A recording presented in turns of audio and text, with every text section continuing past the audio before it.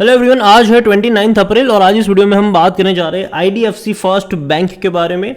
और IDFC first bank ने दोबारा से एक बड़ा कमाल किया हुआ है। क्वार्टर 4 के नतीजे आए हुए हैं, जो एक्सपेक्टेशन थी उससे कई गुना ज़्यादा इन्होंने प्रॉफिट कमा कर दिया है क्वार्टर 4 में।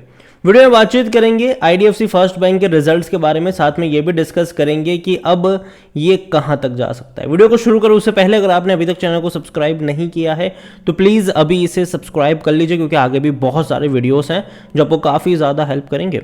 तो 62 रुपीज़ का शेयर है आईडीएफसी फर्स्ट बैंक का। पिछले एक महीने में अगर देखा जाए तो 12 से 13% की बेहतर तेज़ी देखने को मिली है, और अगले हफ्ते जब बाजार खुलेगा तो एक और बड़ी ऊंचाइयों की तरफ ये आपको जाता हुआ नजर आएगा, क्योंकि जो रिजल्ट्स आए हैं वो काफ़ी शानदार है। प्रॉफिट डबल डिजिट तक चला गया है परसेंटेज वाइज। 803 करोड़ का मुनाफा इनका हुआ है, 803 करोड़। और जो एक्सपेक्टेशंस थी ना, जो रिपोर्ट्स आ रही थी कि कितने प्रॉफिट होंगे, तो वो तकरीबन 645 करोड़ का एक्सपेक्टेशन था, तो उसके मुकाबले 803 करोड़ बहुत बड़ी बात है। और यहां पर अगर हम बात करने जाए तो आप 134% का मैसिव जंप आया है प्रॉफिट में। पिछले साल इसी क्वार्टर में इनका जो प्रॉफिट था वो 343 करोड़ के आसपास का था, और इस बार 803 करोड़ का इतना बड़ा मुनाफा इन्होंने कमाया है। और कंपनी के जो सीईओ है, बैंक के जो सीईओ है, उनकी तरफ से स्टेटमेंट भी आया है कि we have built a strong foundation for the bank with a diversified customer deposits and diversified loan book. We have registered our highest ever quarterly profit. और ये बड़ी बात है कि हाईएस्ट एवर क्वार्टरली प्रॉफिट इन्होंने रिपोर्ट किया। इवन इनके असेट क्वालिटी भी काफ़ी अच्छी है। इनका जो एनपीए है वो भी कम हुआ है, 2.51% पर आया है, जो पहले 2.96% के आसपास हुआ करता था। तो ये बड़ी बात है, ये बड़ी बात है। और नेट एनपीए भी देखा जाए तो ये भी 1.03% से घट के 0.86% पर आया है, और ये बड़ी बात है। इंप्रूवमेंट देखने को मिल रहे हैं और इनकी लोन बुक भी बेहतर हो रही है। If we excluded the infrastructure financing book which is anyway in rundown mode, the gross NPA and the net NPA would be 1.84% and 0.46%। ये कहना है ओवरऑल बैंक लेवल का। अगर इंफ्रास्ट्रक्चर को हटा दे तो भैया बहुत हेल्दी है, ये बहुत हेल्दी। और देखो, पहली चीज़ तो ये कि मैंने पहले भी कहा था कि रिजल्ट्स अच्छे आने की उम्मीद है, मार्च क्वार्टर बेहतर रहेंगे। और जो ब्रोकरेज हाउसेस की जो कमेंट्री आ रही थी वो ये थी कि 645 करोड़ के आसपास का मुनाफा होगा, लेकिन मुनाफा 803 करोड़ का हुआ है। आईडीएफसी फर्स्ट बैंक अगर हम बात करने जाए तो क्वार्टर ऑन क्वार्टर बेहतर ग्रोथ है, और रेवेन्यू वाइज भी ग्रोथ है।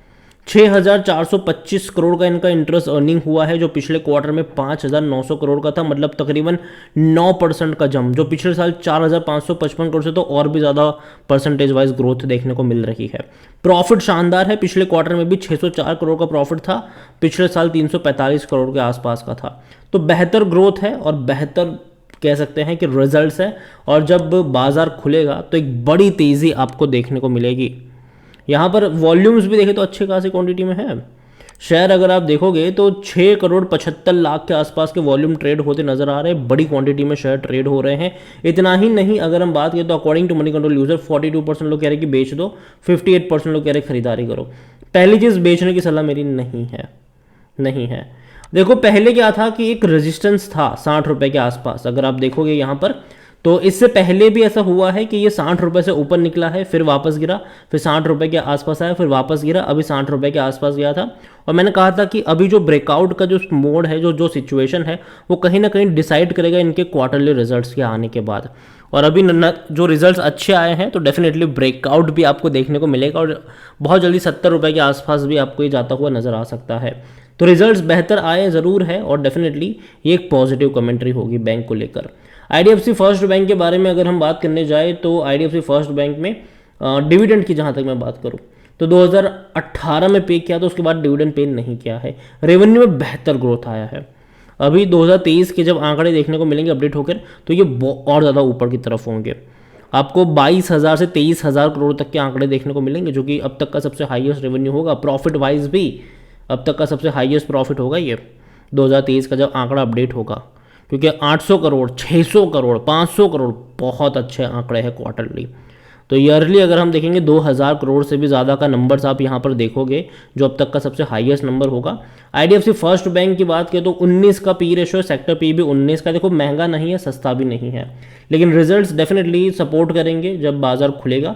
44% एनालिस्ट कहते हैं खरीदारी करो। जहाँ तक बात है शेयर होल्डिंग की, तो शेयर होल्डिंग में प्रमोटर के पास 39.99% की होल्डिंग है और प्रमोटर ने एक्चुअली में खरीदारी करी हुई है। और देखो आईडीएफसी फर्स्ट बैंक और आईडीएफसी लिमिटेड का मर्जर भी बहुत जल्दी होने वाला है, तो ये भी एक खबर है कि देखते हैं कि जब मर्जर होगा तो दोबारा कहीं ना कहीं एक अपडेट देखने को मिलेगी और शेयर का मोमेंटम भी तब थोड़ा बहुत चेंज होता आपको नजर आएगा। 2.72% म्यूचुअल फंड के पास है, 4.97% है डोमेस्टिक इंस्टीट्यूशन के पास, 19.30% एफआईएस के पास है। रिटेल्स और अदर्स की मिलाकर होल्डिंग बनती है 33.02%, जिनमें से रिटेल इन्वेस्टर्स 13.55% की होल्डिंग लेकर बैठे हुए हैं। ओवरऑल आईडीएफसी फर्स्ट बैंक अच्छा बैंक ज़रूर है, रिजल्ट्स बहुत ही शानदार आए हैं, लेकिन मैं एक चीज़ यहाँ पर डिस्क्लेमर के तौर पर देना चाहूँगा कि डेफिनेटली नतीजे की वजह से अगले हफ्ते आपको बाजार में आईडीएफसी फर्स्ट बैंक में स्पेसिफिकली एक अच्छी रफ्तार देखने को मिलेगी, लेकिन उसके बाद करेक्शन के लिए भी आपको तैयार रहना पड़ेगा। क्योंकि देखो मैं पहले भी कह चुका हूँ कि मार्च के रिजल्ट्स बहुत अच्छे आएंगे, लेकिन जो असली इम्पैक्ट है वो आपको जून और उसके बाद के क्वार्टर में देखने को मिलेगा। क्योंकि जो इंटरेस्ट बढ़े हैं और जो डिमांड में श्रिंक आया है उसका रियल इम्प्रेशन जो है वो एक्चुअली में आपको देखने को मिलेगा अभी जून क्वार्टर में और उसके बाद के क्वार्टर्स में। और अभी भी आरबीआई जो है, अभी लास्ट टाइम उन्होंने रेट हाइक नहीं किया था, लेकिन ऐसा नहीं है कि वो नहीं करेंगे, आगे भी पॉसिबिलिटीज़ ज़रूर है कि आने वाले 2-3 महीनों में दोबारा से आपको एक बार फिर से रेट हाइक देखने को मिल सकता है। और अगर ऐसा होता है तो बैंकिंग शेयर में थोड़ा सा प्रेशर बनेगा ज़रूर। देखो अभी तो अच्छा चल रहा है, अभी थोड़ा बहुत भागेगा ज़रूर ये, लेकिन जैसे ही आरबीआई की तरफ से कोई अनाउंसमेंट आएगी डेफिनेटली आपको थोड़ी बहुत करेक्शन के लिए तैयार रहना पड़ेगा। और यही वजह है कि मैं एक साथ बहुत बड़ी क्वांटिटी खरीदारी करने की यहाँ पर बात नहीं करूँगा।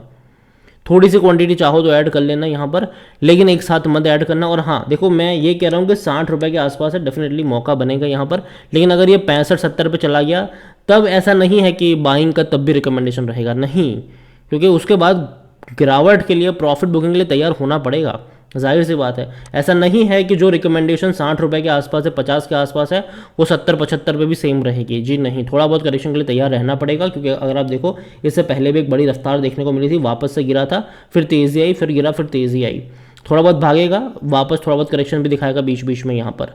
तो उस चीज़ के लिए प्रिपेयर्ड रहिएगा ज़रूर, और साथ में किसी एक लेवल पे बहुत सारी क्वांटिटी खरीद के मत बैठ जाइएगा। करेक्शन आएगा तब खरीदारी के मौके बनेंगे।